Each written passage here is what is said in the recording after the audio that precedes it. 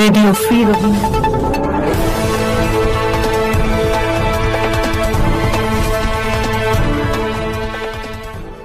সশস্ত্র বিদ্রোহী গোষ্ঠী আরাকান আর্মির নতুন পরিকল্পনা বাংলাদেশের ভূখণ্ড বিচ্ছিন্ন করা।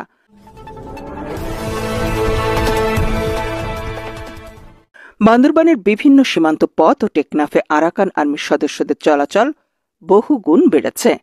পাহাড়ে আত্মীকরণ, অবাধ যাতায়াত এবং অস্ত্র আদান প্রদানের মতো কর্মকাণ্ড তাদের কৌশলের অংশ হয়ে উঠেছে।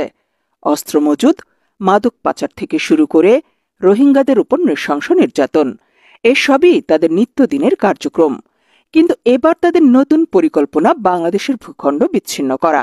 স্থানীয় সূত্র জানায়, সীমান্তবর্তী পাহাড়ি উপজাতিদের আরাকান আর্মি মিয়ানমারে নিয়ে গিয়ে প্রশিক্ষণ দিচ্ছে। পরে তারা আবার সীমান্ত অতিক্রম করে বাংলাদেশে প্রবেশ করছে। গোয়েন্দা সংস্থাগুলো জানায়, এইসব কার্যক্রমের পেছনে রয়েছে একটি আন্তর্জাতিক ষড়যন্ত্র। প্রভাবশালী দুটি দেশ মিয়ানমারের রাখাইন ও বাংলাদেশের পার্বত্য অঞ্চলের সীমান্ত নিয়ন্ত্রণে নিতে আরাকান আর্মিকে সহযোগিতা করছে।